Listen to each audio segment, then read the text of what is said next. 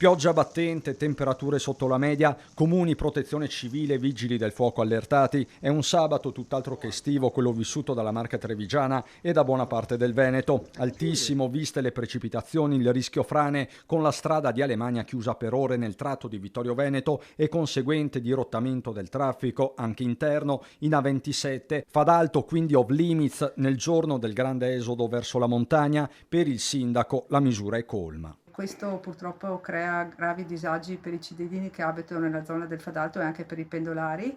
Per questo lunedì cercheremo un confronto con la prefettura, ipotizzando magari un tavolo di confronto con ANAS, Società Autostrade e Regione Veneto, affinché si possa trovare una soluzione, quale ad esempio la liberalizzazione del tratto autostradale Vittorio Veneto Nord Fadalto, proprio in concomitanza della chiusura a semaforo rosso del tratto stradale Fadalto. Insomma, si cercano soluzioni anche a costo zero per l'utente, mentre restano sorvegliate speciali le frane che si sono riaperte con le ultime ondate di maltempo da Valdobbiadene a Farra di Soligo, un territorio ferito soprattutto nell'Alta Marca. Ma c'è un altro capitolo che preoccupa, quello degli alberi. Sono sempre di più quelli che crollano nei viali cittadini, cambiamento climatico, manutenzione, età avanzata degli arbusti, il mix è micidiale. Da Conegliano appello diretto all'esecutivo per un piano straordinario sul verde pubblico. Noi chiediamo al governo che ci possa stanziare una somma importante per fare un piano straordinario